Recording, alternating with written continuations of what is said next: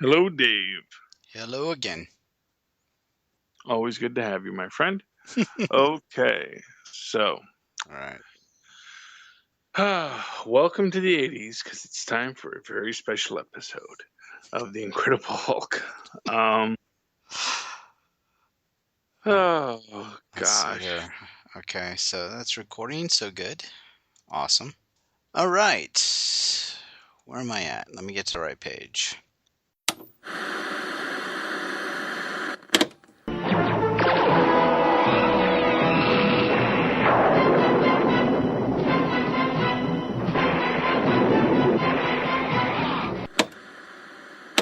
Mr. McGee, don't make me angry. You wouldn't like me when I'm angry. You are about to listen to the Totally Super Awesome 80s Reboot Overdrive podcast.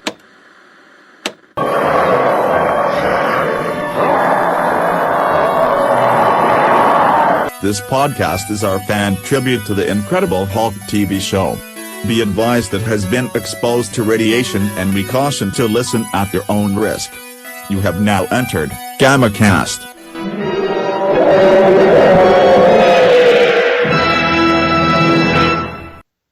Hello, this is GammaCast, and this is episode 5, season 2, titled A Child in Need. Director is James D. Perriott. Writer Frank Dandridge. Original air date was October 20th, 1978, alias David Baxter. Synopsis: while working as a groundskeeper for a public school, David discovers a young student who is being abused by his father. Can David remedy the situation before it becomes too late for everyone involved? With me, as always, Charlie. How you doing, Charlie? I'm doing just fine. How are you? I'm doing all right. Good to hear. Actually, we got a location on this one. I neglected to bring that up. It's Lincoln, Nebraska. Oh, Lincoln, Nebraska. I know it was Lincoln Elementary. So, And let, let, let- let me premise this that I alluded to this on our previous episode, and the fact that I'm thinking that in order to enjoy these episodes a little bit more than I have, I've got to let go of the premise that we're not getting into situations that really call for an incredible Hulk superhero. We're only, as long as we're framing into a dramatic TV show, Mhm. then I think I enjoy the episode more. That Well, is you see, very you true in see, this one. You see, I'm actually going to say that this was actually one of the few episodes where I thought the Hulk served a really strong purpose in his hulking out. I mean, as far as the plot line goes, I mean, having the Hulk smash through the wall and pick up the kid and throw the abuser to the side, that was actually, it's an interesting thing. But I did feel that that was a great use of the Hulk character and the Hulk power. Now, granted, he's not really up against a threat. There's no front loader here, but he is.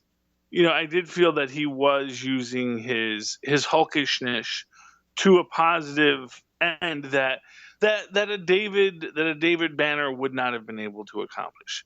That a David Banner in this situation is essentially powerless, and that what solves the situation is the superhuman strength of the Hulk. So it's the premise of this Hulk creature that really kind of causes his abusive father to really see the error in his ways, and I get that. I understand what you're saying, and and what I was trying to set it up was the previous episodes. I was giving it a bit of a hard time because I didn't believe that we were in situations that required a superhuman ability. It's Hmm. not like, this was just one man. It was just an abusive father. Maybe some counseling, would have caused the situation to end, Hmm.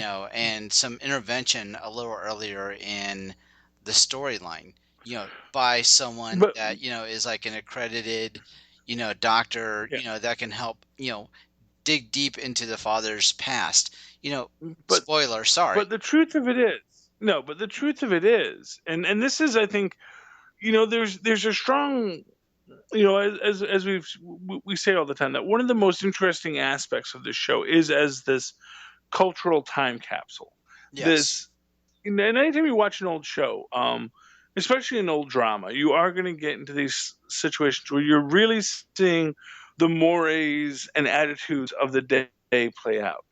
And one of the things you're seeing in here is this, very patriarchal society, that was on the wane in 1978. And, and you do see why it was on the wane, but you also see that as it is, that its last vestiges of strength are here. This idea that a man's home and his castle and what he does with his wife and his child is none of your dang business. And if you try to press it, they can use their power to, get you fired, as that poor nurse got fired from her previous position. One thing I am going to say, and this, I don't know, man.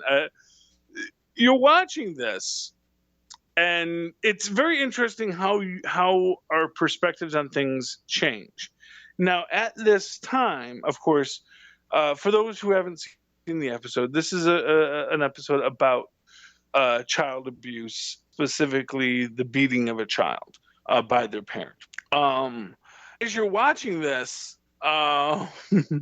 you get this real sensation as, man, it's a good thing that David Banner isn't a pedophile, because he is, just really walking this, taking access with this young boy in a way that it's like, wow, this could have been a very different, very special episode if David Banner wasn't the hero of the story. Because it's like, oh, hey, kid, all alone, crying. Let me help you. Let's go walk. You want to come back to my apartment? Um, and then the little boy's saying, hey, I could sleep here in your bed with you. It's like, oh boy, who is writing this? Yeah, and just to make sure that all of our listeners are fully up to speed, David is working as a groundskeeper at a elementary school. He sees a kid who's obviously, supposedly, the way he tells the story, the kid, is that he falls a lot. But as David looks a little deeper into the situation, he can tell he's getting abused in some way, shape, or form. He tries to talk to the nurse. The nurse is like, "Oh yeah, I have a history, so I can't get involved. I just patch him up and send him on his way. I don't want to Mm-hmm. get involved because of this other situation that's happened in my past." And then, as David, as we had a problem before in the past episodes where David just starts asserting himself into the situation or sticking his nose in things. In this case, it's, due to the abuse of the child, and no one else seems to want to do anything about it. So, that's the setup. That's what happens here. The first Hulk out moment we see where David is trying to get into the house, and the father is once again going to be abusing his wife and son. And David's trying Mm-hmm. to get help throughout the street for everybody to help out, call the police. No one's willing to help because I'm assume that it's something that they've just dealt with in that neighborhood, Well, which is a sad state of affairs. yeah, but it's about the acculturation of the time, and Right. this is what I'm saying, is that at this point in 1978, if there was a guy who was beating his kid on your block, you looked the other way, because you said it wasn't my business, and it's a very different world than what we live in now with mandated reporters. Nowadays, if you don't report something like that, you'll lose your job as a school nurse. Right. At this point, though, it was this risk that if she did report it, she would lose her job. And of course, the guy, the next door neighbor says, yeah, I know what's going on, but that guy's a maniac. I'm not going to go call the cops on him, because then he's going to come over and he's going to come after me, and I Right. don't need this nonsense. I don't need to get involved. and it is this, it's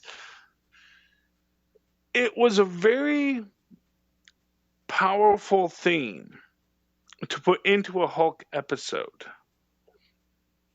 It It is was. unfortunate that it gets undercut by the limitations that they've put themselves into with story.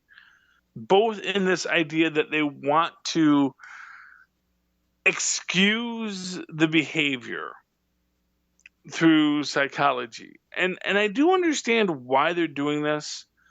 One of the biggest fears of people who are being abused in this situation is that if they come forward, the person that they care about is going to go to jail, and likewise that's going to cause them all sorts of economic and other hardships.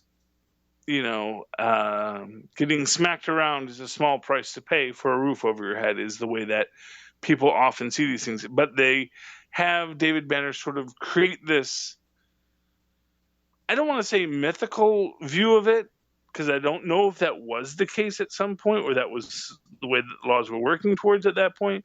But the suggestion is that, oh, he's just going to get psychological counseling and he'll be fine.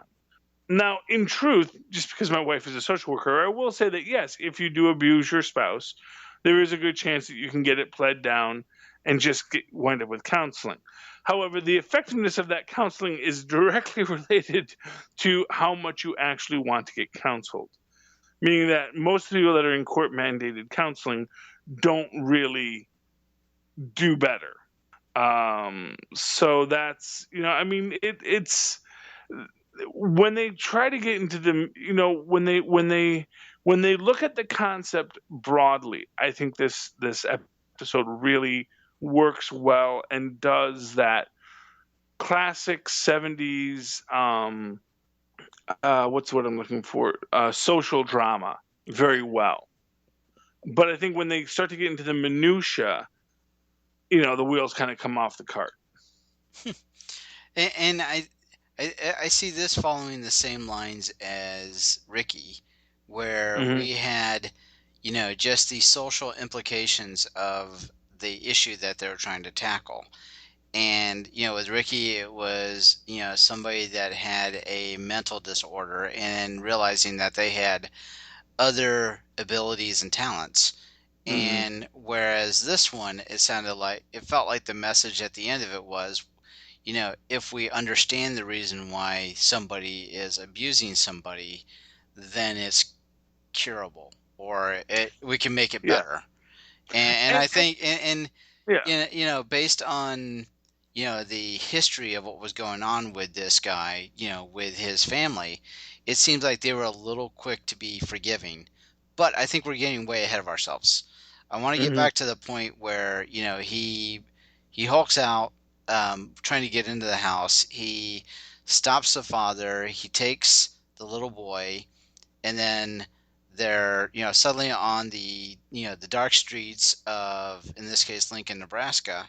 And then, Mm-hmm. of course, the cops show up, and then, they're kind of trying to hiding out and all that. And then somehow, I forgot what happened, but they got to the situation where, oh yeah, now I remember the scene where they're walking down the alleyway, and you Mm-hmm. see David transform, or you see the Hulk transforming back to David. So the Mm-hmm. transition of him, going from the big version of the Hulk to a small, Bill Bixby, to Mm-hmm. back to the Bill, David Banner size. I thought that was really cool way of doing that effect of having him transform Mm-hmm. back. Yeah, Um, I thought that was really a nice visual that they did there. right. Um, uh, one thing that I've made this statement a few times. I do think that David Banner has to have some money hidden somewhere. Um, and I don't know, when you saw the David Banner's apartment in this, this fully furnished little apartment on a groundskeeper's salary with no actual possible references for him. Did you think that was believable? No, not at all. And I'm with you with your point where I would assume that there's a pocket of money somewhere, and Yeah, it's hard for me to believe it's all in that little bag he always carries around. yeah.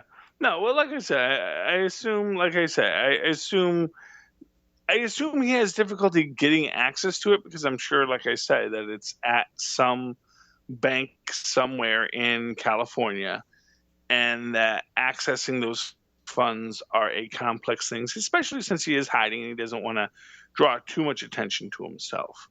And he's always having to get fresh clothes. Hmm. And something I neglected to bring up on the previous episode, but he's sitting in a bar drinking a beer. He's got to be able to pay that tab. So Oh yeah, he's got yeah, some spending money to go around. yeah. Well, no, yeah, he clearly is for a professional hobo. He's doing okay. He's doing okay. Yeah, so I've not known many hobos who do quite as well as David Banner seems to be doing. Always has, really nice clothes, that dang fresh pea coat that he never happens to be wearing when he hulks out, uh, you Uh, know, he's always doing okay. And for what it's worth, he manages to, when you think about, like, when you say all he's carrying, he just has that little knapsack with him, which means that all the clothes that he wears has to fit in that knapsack, which really suggests that he's getting rid of and getting new clothes on a fairly regular basis. Not just even the ones that he's growing out of, but just the stuff that, he's just, as the seasons change, he has to get rid of that pea coat, and then he's got to go get something else. So yeah, I think we can pretty much just assume David's got some kind of fun stashed with it he can access, and he's very lucky that people don't run. yeah, I'm replacement sorry. clothes just cost him $5 that he gets off of a clothesline anyway. So Yeah, well, that's a lot of $5 bills. If you leave a $5 bill for each pair of pants and each shirt, it's right. it's gonna add. Uh, So anyway, so so then so then what? McGee shows up next. of course, Yeah, because he's always a half hour away from wherever the Hulk's about to show up. right. Because he's just that good. And he's talking to the mother that says, "Oh, you're lucky because the Hulk has been responsible for 2 deaths." I think he said. Yeah, he's responsible for 2 deaths so far, and goodness knows how many more, Right, or something along those lines. right. So And I thought it was an interesting thing. The wife just completely jumping on. Yes, it's the beast that's been beating our children and beat me and beat my husband. Um, I would think that maybe we should want to lay a little lower. And again, we do have this thing with Jack McGee not asking about who was here before the Hulk shows up. It's an interesting hold in the Jack McGee investigative reporter thing, is that he, 2 seasons in, he doesn't even seem to have an inkling of it. right, What exactly is going on.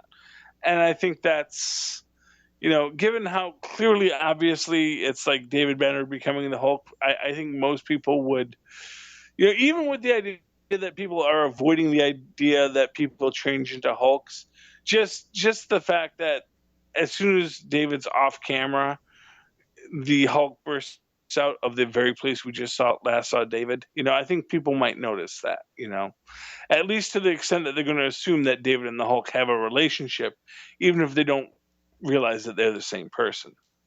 now there's one thing that I want to ask about. In this episode, you notice that Jack McGee was with a woman when they were questioning the mother. Yeah, that was the social worker. Oh, she was a social worker. Okay, I'm okay. assuming so. She looked like a social worker. Well, they Her never directly said, and I was just wondering if she Yeah. was kind of written in there because you didn't want too many dominant male figures in this episode. other than what you already had with the Mm-hmm. father and Bill Bixby. Yeah, I don't think they actually thought like that in the show. Okay. Like I say, I think very much. I think there were certainly probably writers in this who were sitting from who kind of saw things from the dad's perspective of my home, my castle. But no, and no, they don't say that she's a social worker though. She seemed to, and I can't remember exactly what she said.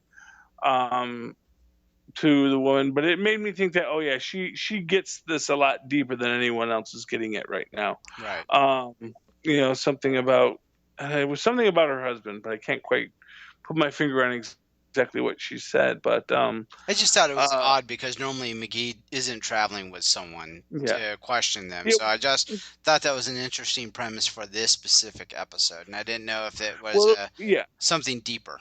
That's all. yeah.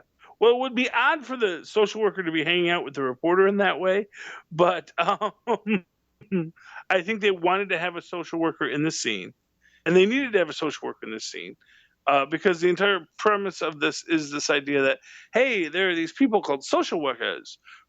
We're going to help you out with your various family problems because this is a new concept in 1978. Right. So I think that's what they wanted to put in there, but they never really had the opportunity to address directly who she was organically. Right. Right. They never actually brought it up. So moving the Mm-hmm. episode along, the next situation, David convinces the nurse to come forward to talk to Mm-hmm. the police. And he's like, all right, well, I'm going to get somebody to help collaborate so you're not the only one out there on the limb. I'm going to convince the mother also to Mm-hmm. talk to the police. And then, so he does that. He's successful with that. And then, the next thing you know, he's with the young boy at the gymnasium, and Mm-hmm. they decide that they're going to start shooting basketball. And then that's when David's very forthright with the young boy. And I thought this was a great writing tool that they put in here. And it was actually what you had mentioned earlier after the season premiere, was where they were building on the concept of him, having a relationship and then evolving into having a kid.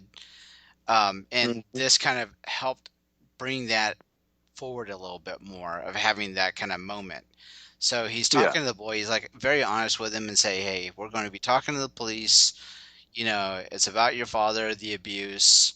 And he was very, not like the adults where they just kind of avoid the subject. He's very open with the young kid, and I thought that was really great the way they wrote that. And then the father, of course, shows up, causes our next Hulk out moment. Mm-hmm. So, and then, of course, he doesn't want them going to the police. He doesn't want them to turn him in.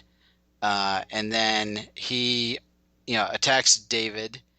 David, of course, falls through a door. And then next thing you know, the Hulk shows up. Mm-hmm. The thing that was kind of bad about this was I did notice there was one situation where the paint rubbed off on the actor.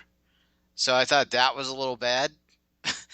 But the moment where the father, all of a sudden, he's kind of getting slapped around about by the Hulk, and then Mm-hmm. he suddenly is remembering the abuse that he was getting from his father, and then suddenly then it all comes clear as to this was a cycle, Mm-hmm. of abuse, from his father, and he is just unfortunately, had was continuing the cycle. And Yeah. what this does is that was highlighting that moment and Mm-hmm. the psychology of it. Not con- Yeah. and of course we're not condoning that, that makes it all better, but we're just saying that Mm. that's what the writers were telling us. Yeah. Well, like I said, I think that the writers were maybe coming out of a world where they did not necessarily see the problem and are approaching it in maybe the largest of touch of ways, which is unfortunate. So in this episode, we should make a point that the child does learn Banner's secret, does keep his secret, but everyone else seems very oblivious. This is the which, second episode in a row that somebody has found out a secret. yeah, I do think that that does become a theme going forward, that people do, that at least one person, usually a female, sometimes a younger female, pieces it together. But But in this case, it was a eh, kid. In the episode yeah, before, it was the Native American. mm-hmm, yes, yeah. Well, it's yeah. He usually gets someone who finds him, as I recall, or sees through it, or witnesses it.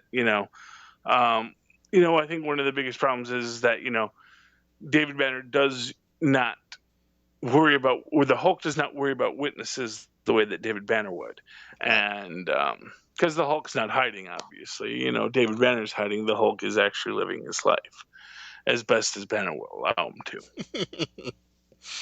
Yeah, If only Banner would just let him out a little bit more to just roam. yeah. Well, if only he had turned and talked to the Hulk in the Married episode, Yeah, rather than exactly. locking him up. If he just said, Hulk, can we work out something? Maybe they could have actually found a way, Yeah, exactly. So, you got final thoughts on the episode, Charlie? Yeah, the final thought on this episode was that it was very much a piece of its time.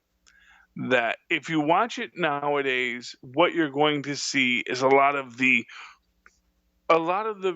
basic cultural institutions that led to a world where an abuser could go unpunished for a prolonged period of time, being enshrined and being even argued as reasonable ideas.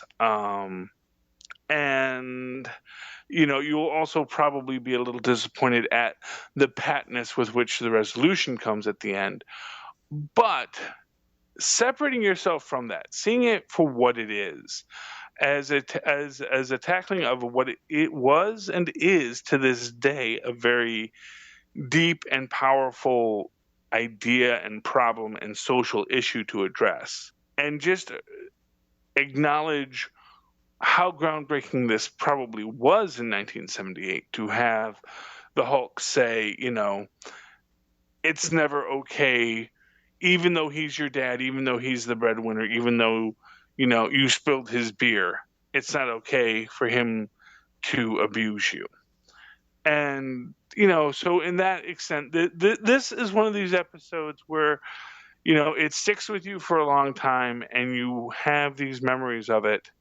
And that objectively the memories are better than the reality, but there is still something good to the reality of the episode that you place back in 1978. The previous episodes that I've had problems with was when he doesn't actively work to find a cure. I Mm-hmm. I didn't even check that at the door with this episode. I was, Yeah. I automatically understood the social commentary that was going on with it. And whereas before I was in the situation where I thought, you know, we need to have a Incredible Hulk type situation, a superhero kind of situation that needs to be solved. You need a band of bad guys, you need a front loader, you need a car crusher that needs to be broken, a bear to be tossed. You need that kind of thing. But I'm at the point now where I think that I've got to check that at the door, and I think I can Mm-hmm. enjoy the episodes a little bit more now, knowing that there's the drama that they're trying to amp up with these specific episodes, and I've got to give them the ability to tell that story and not get so worried about, is this really Hulk worthy situation for him to be in. So given that, where I'm at now and that evolution that I've made in my own brain, I think I'm enjoying the episodes a lot more. And this one is kind of the start of that, the catalyst of that kind of, recognition of the moment. And I was actually watching the better part of this episode with my 7-year-old daughter not too far away, and it actually kind of made me a little uncomfortable. But I think based on the subject matter that needed to be told with the story, I think it had to be that way for the commentary of what they were trying to convey, and so I give them a lot of credit for that. Okay. Absolutely, yeah. I'm in most absolute agreement with you on that. It was. I'm going to be very fascinated to see what happens next episode, to see if there is any carryover, or if it does just sort of wipe the slate clean. I have not even looked at all to see what it's about. So that'll be interesting. All right, so Charlie, let's go through our social media credentials. Where can people find you? Well, you can always tweet along with me when I live tweet episodes of The Incredible Hulk at 7 p.m. on Saturdays at Charlie Esser. That's CharlieEsser. Look for the 2 E's in the middle for quality. And of course, if you'd like to write to me about The Incredible Hulk or about anything in the Marvel Universe, in the comic books universe, in the television universe, please do so at superconnectivityblog@gmail.com. That's superconnectivityblog@gmail.com.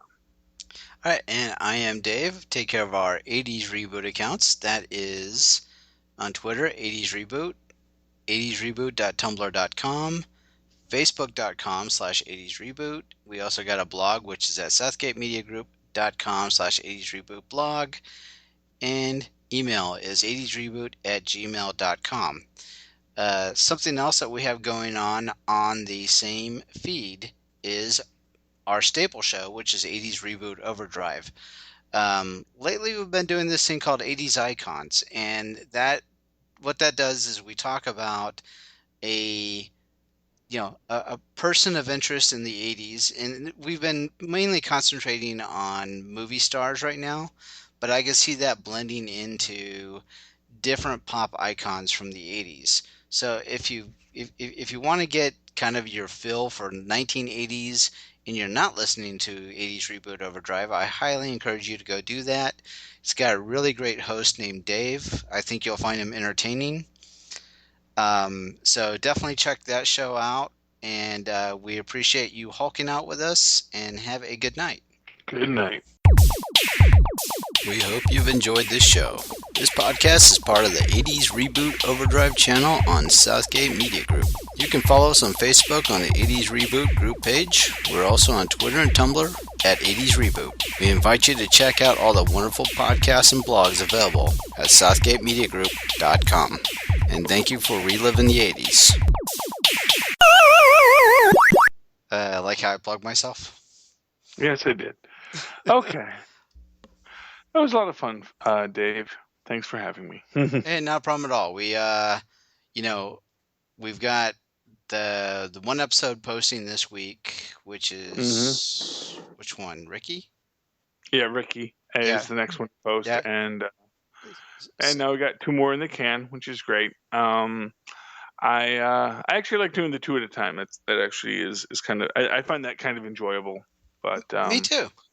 Yeah. So I will start working on watching the next 2. Yeah, exactly. So Exactly.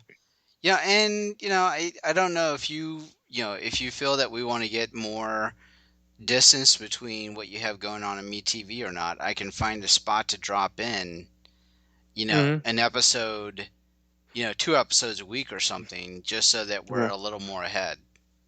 Well, no, I mean, to be honest with you, it's fine. Actually, my biggest thing with MeTV is I like to, when I can, and I'll be honest with you, the last couple Saturdays I've not had the time to actually. I was able to live tweet a little bit last week, and that was like the first time I was able to live tweet a little bit of the Incredible Hulk last week. As I do, the thing I really like to do is to, as we do an episode, to post what our podcast was on that episode as that episode is airing. So cool. Yeah, and right now the last episode we just did was the Waterfront. So I think next week is Marriage. If I remember correctly. Yeah.